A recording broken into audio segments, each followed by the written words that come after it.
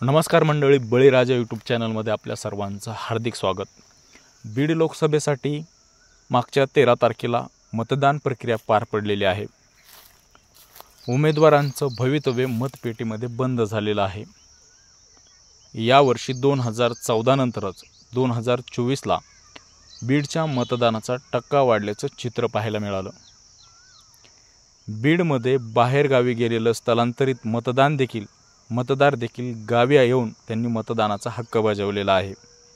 स्वयंस्फूर्तीने नागरिकांनी मतदान केलं आहे आणि त्याच कारणाने बीडचा मतदानाचा टक्का वाढल्याचं चित्र स्पष्ट झाल्याचं नागरिकांमध्ये चर्चा आहे। आता बीडमध्ये वाढलेला मतदानाचा टक्का बजरंग सोनवणे यांना फायदेशीर ठरणार आहे का पंकजाताई मुंडे यांना फायदेशीर ठरणार आहे, अशी चर्चा आता रंगू लागली आहे। काही दिवसामध्येच म्हणजे 4 जूनला लोकसभेच्या निकालाचा दिवस आहे आणि या दिवशी कोणता उमेदवार निवडून येणार आहे हे स्पष्ट होणार आहे। त्यापूर्वी वेगवेगळ्या संस्थांचे एक्झिट पोल या ठिकाणी प्रसिद्ध होत आहेत आणि त्याच्यातूनच वेगवेगळ्या चर्चा रंगत आहेत। कोणाच्या एक्झिट पोलमध्ये पंकजाताई मुंडे 1 लाखाच्या लीडने निवडून येणार आहे, तर कोणाच्या एक्झिट पोलमध्ये बजरंग बाप्पा सोनवणे हे 1 लाखाच्या लीडने निवडून येणार असल्याचं त्या ठिकाणी नमूद करण्यात आलेलं आहे। त्यामुळे बीड जिल्ह्याचा निकाल आता नेमका कसा लागणार याकडे सर्वांचे लक्ष आहे। बीड म्हणजे महाराष्ट्राच्या राजकारणातलं केंद्रबिंदू म्हणून पाहिलं जातं, त्याचबरोबर मराठा आरक्षणाचा केंद्रबिंदू म्हणून देखील बीडकडे पाहिलं जातं। म्हणून संपूर्ण महाराष्ट्राची नजर बीडच्या निकालाकडे लागलेली आहे। त्यापूर्वी वेगवेगळ्या चर्चांना उधाण बीडमध्ये आल्याचं पाहायला मिळतंय। त्याचबरोबर बीडचा वाढलेला टक्का हा सर्वात जास्त चर्चेचा विषय ठरला आहे। बीडमध्ये बोगस मतदान झाल्याचं देखील बोलले जाते। बजरंग बाप्पा सोनवणे यांनी अशी तक्रार देखील निवडणूक विभागाकडे केलेली आहे। त्या ठिकाणी फेरमतदान करण्यात यावं अशी देखील त्यांनी मागणी केलेली आहे। त्यामुळे देखील आता इथली धाकधूक वाढलेली आहे। निकाल नेमका कसा लागणार याच्याकडं सर्व जनतेचं लक्ष लागलेलं आहे।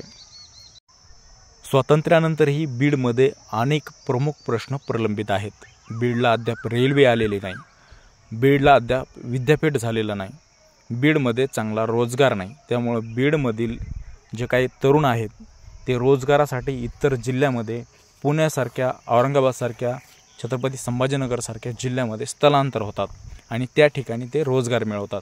बीडमध्ये रोजगाराचं साधन नाही, MIDC नाही, हे असे असंख्य प्रश्न बीडमध्ये आहेत।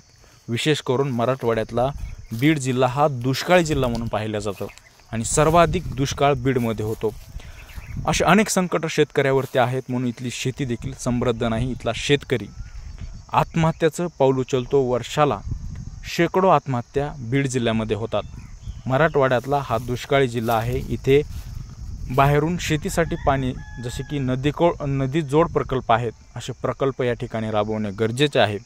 असे असंख्य प्रश्न आहेत आणि या प्रश्नावर त्याचबरोबर आता मराठा समाजाचा आरक्षणाचा प्रश्न असेल, मुस्लिम समाजाचा असेल, धनगर समाजाचा असेल, असे असंख्य प्रश्न समोर आलेले आहेत आणि त्यातून उमेदवारांनी स्वयंस्फूर्तीने मोठ्या आशेने आपला उमेदवार निवडण्यासाठी 13 तारखेला मतदान केलेलं आहे। आपण हाक दिल्यानंतर आपला नेता आपल्यासाठी धावून येईल, लोकसभेमध्ये आपला आवाज उठवेल। शेतकऱ्याच्या शेतमालाचे प्रश्न असतील, कांद्याचा प्रश्न असेल, सोयाबीनचा प्रश्न असेल, त्याचबरोबर कापसाच्या भावाचा प्रश्न असेल। वर्षानुवर्षे ही परिस्थिती तशीच आहे। शेतमालाचे भाव वाढले नाही, मात्र त्या तुलनेमध्ये खताचे, बियाणाचे भाव वाढले नाही। इथला शेतकरी अडचणीत आहे।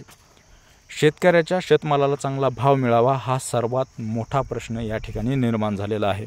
एकतर इथली शेती समृद्ध नाही आणि दुसरी गोष्ट म्हणजे इथल्या शेतकऱ्यांना शेतमालाला भाव मिळत नाही।